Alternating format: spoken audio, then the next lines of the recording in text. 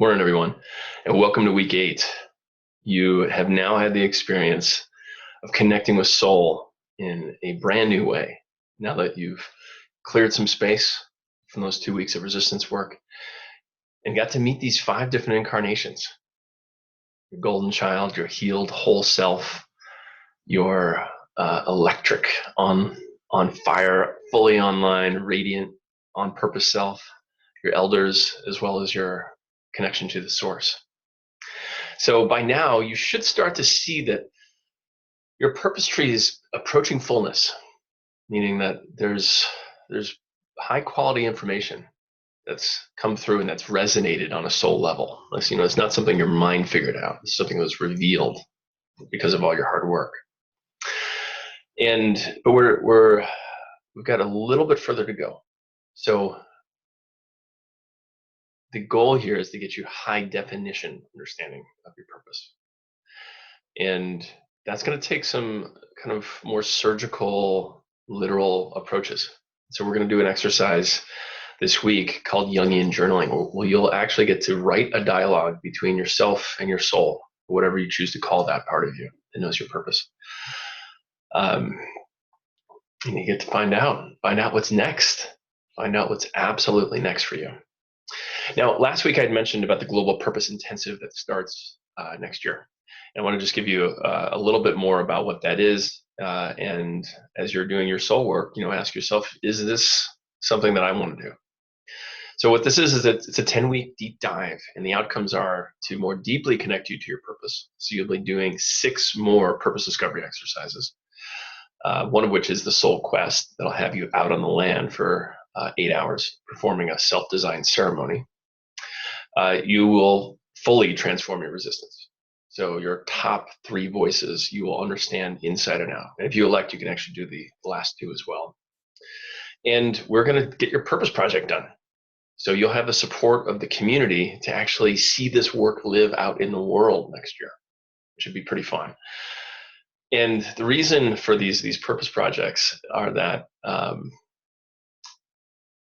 there's multiple, but the big one is like you get to experience your resistance real time. So this is not theoretical. This is not about transformation. This is like, I've got to go talk to this person and I don't want to.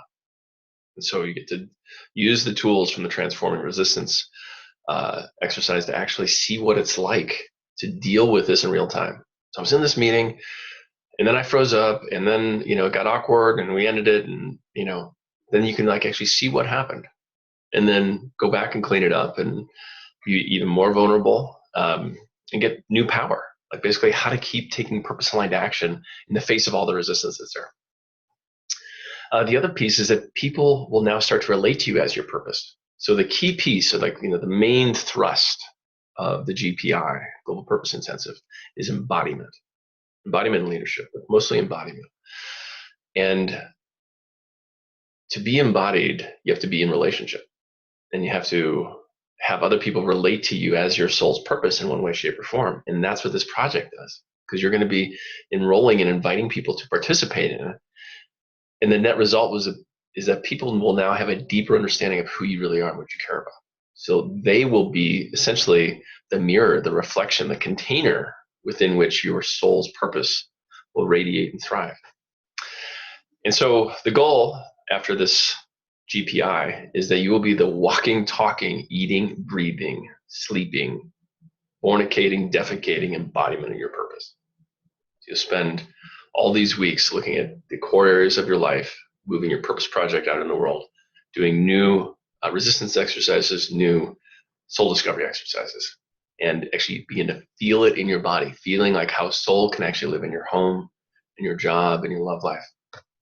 Now, the reason for embodiment is not for its own sake, even though it's great. My experience, it's great. Is that it's actually what's required to become a purpose-driven leader. Meaning, you can't have a purpose-driven company, have a purpose-driven venture with like a weekend visioning workshop, because no transformation has actually happened. All you've done is like surface maybe some deeper truths. And so to truly be a leader, to be the person that's going to take whatever your purpose project is and the next 10 purpose projects that follow, to truly be a leader, you have to be the embodiment, like where the message and the messenger are one and the same. There's like a complete content fit. Like everyone knows that you are your purpose, period. And so it's a prerequisite for leadership. So if you envision yourself as an entrepreneur or, a politician or some other kind of change agent, this is what's going to help you be successful. Now, the second piece here is that to start a company, it requires enormous internal resilience. And it's not that you can't start a company now and discover it along the way, but this is actually what gives you the center, like that center through line, like, oh, okay, if this isn't going the way I'd like it to go, then I've got tools now and I know who I am to begin to have different kinds of conversations. So like in this sense, embodying your purpose gives you the license to be unstoppable. It gives you that grit to say like, okay, I see this as a no. I'm going to keep taking action some other place, as opposed to like making it mean something. Oh, I'm bad, and my purpose sucks, and my business model, blah blah blah blah blah blah. So it's that grit and resilience. Just be somebody who takes purpose aligned action all the time. It doesn't make no's mean anything. It's just data. So who's this for? So if you want to go deeper with your life purpose, if you've got something big you want to create next year, it's for you. If you're an entrepreneur and you want to establish that resilience, it's for you. If you want to play a leadership role in your community, it's for you. If you're a teacher, therapist, coach or healer, and want to have a deeper understanding of what it means to actually embody your soul's purpose so that you can be that for your clients or your students, it's for you. Now, who's it not for? So it's not for folks who've got some deep healing work to do. And we all have some, but sometimes this initial purpose journey can reveal like, ooh, I've got serious wounded child stuff coming up. Like, I need to transform. I need to parent. I need to work on mother wound, on father wound. So it's not for you if that's what's coming up. So if that's what's coming up, there's therapy, there's men's and women's circles, there's mother wound, father wound workshops, all that kind of stuff. So if what's starting to come to the surface around mission and around what's next for you is healing, then the Global Purpose Expedition or Global Purpose Intensive is not for you. It's also not for you if you have massive plans in Q1 and Q2 next year. So this is going to require everything you got. And much like the Global Purpose Expedition, but it's going to be more intensive. It's going to be project oriented, embodiment oriented. So if you have another training plan, or you're moving, or you're starting a business, or you're going to do a job search, it's not for you. Like this basically need to be stable, and like this has to be the sole focus of what you're up to in Q1 and a little bit of part of Q2. So if you want to be the walking, talking, eating, breathing, defecating, fornicating embodiment of your purpose, it's for you. And if you've got other priorities, it's not. So I'm happy to say that applications are now open, and I'll be sharing the link with you shortly.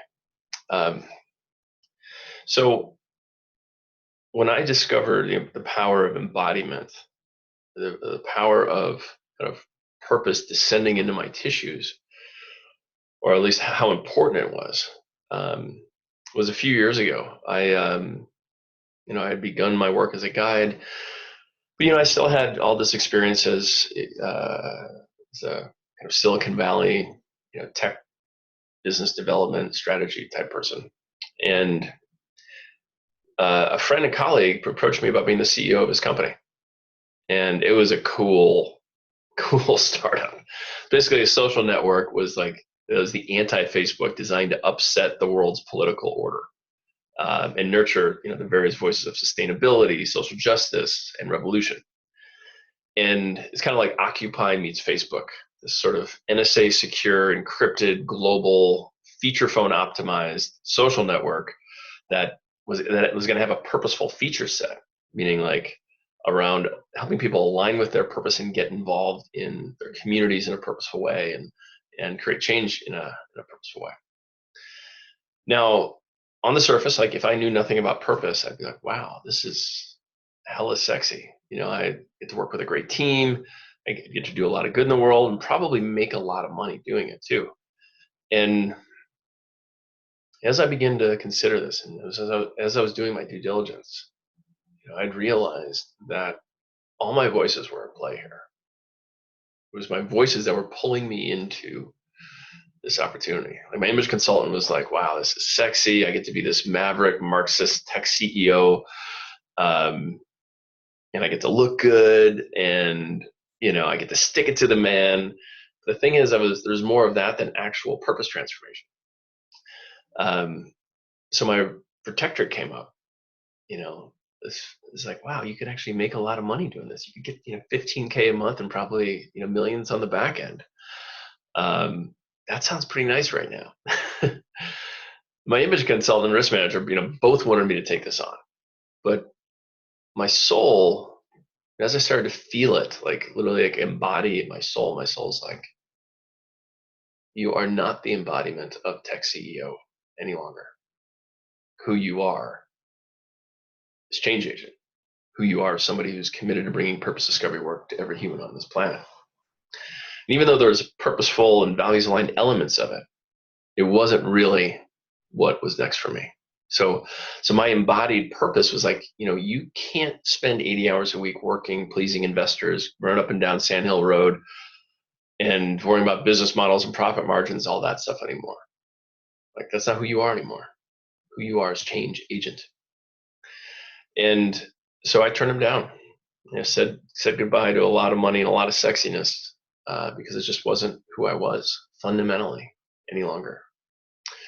And it actually turned out to be a really good thing. I found out later there's some serious moral, ethical misgivings about the leadership team.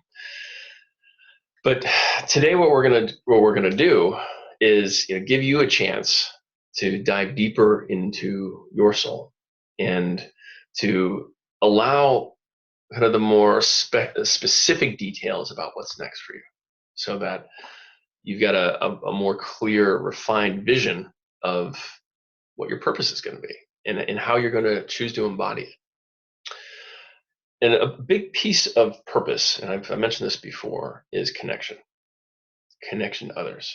Like, there's no human is an island. And so today's quote is a Zulu wisdom teaching, and I'm going to do my best to pronounce this right. Ubuntu Nugumuntu Nagabantu. It means I am what I am because of who we all are. This illuminates this concept of Ubuntu that describes humanity and being humane in like the same thing.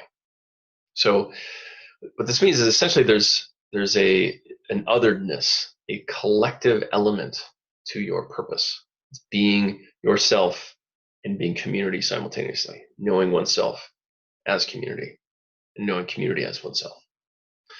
Desmond Tutu, I mean, he talks about Ubuntu in this really beautiful way. He says, "It is the essence of being human.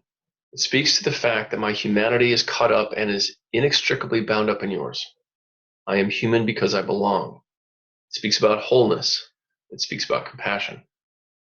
A person with Ubuntu is welcoming, hospitable, warm, and generous, willing to share. Such people are open and available to others, willing to be vulnerable, affirming of others, do not feel threatened that others are able and good, for they have a proper self-assurance that comes from knowing that they belong in a greater whole. They know that they are diminished when others are humiliated, diminished when others are oppressed, diminished when others are treated as if they were less than who they are. The quality of Ubuntu gives people resilience, enabling them to survive and emerge still human despite all efforts to dehumanize them." So this is the soup of purpose, right? You are a vital piece of it. You might be a savory potato. You might be some roasted duck. But it comes together in the soup. It's without the soup or without everything else, it's just roasted duck or it's just the potato. But together, each ingredient has its place and purpose, and who you are as community has its place and purpose.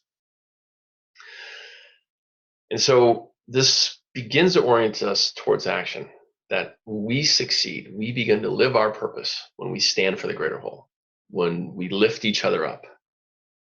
And that's what allows us to be a part of that, to have that transcendent identity. And it doesn't take a genius to realize that this is what we need. We need every single human being off the bench on purpose, lifting each other up. Our structures are falling down with lightning speed. Politics, economics, ecology, culture. We're in a rapid phase of decline and renewal. And the only way it's going to happen is if you get on the court and lift your people up, stand for your purpose in community as community. So today, we're going to dive back into this, this soul discovery and start to put some finer points on your purpose tree and to get some more practical clarity about what actually is next for you. So kind of the who, what, where, when, why, and how. Like, what is next? Is it more training? Is it starting a business? Is it, changing careers? Is it rebooting your marriage? Is it, is it getting married? Is it creating family? And so your purpose will actually, or your soul will actually start to reveal what the next thing is for you. And you'll begin doing this by looking at how your purpose tree is already kind of populated and seeing where there are cloudy spots or spots that aren't as powerful. And then you'll generate a list of questions for your soul. And then you will write out, as Jung articulated, you'll write out a dialogue. There'll be Sarah, soul, Sarah, soul. And so you have this really clear dialogue, kind of similar to Conversations with God from Neil Donald Walsh. And what I recommend prior to doing this is actually to redo the Entelechy exercise. Just because it's a powerful exercise, you can do it as much as you want. But I think especially now, on the other side of the resistance work, diving back into Entelechy can illuminate so much.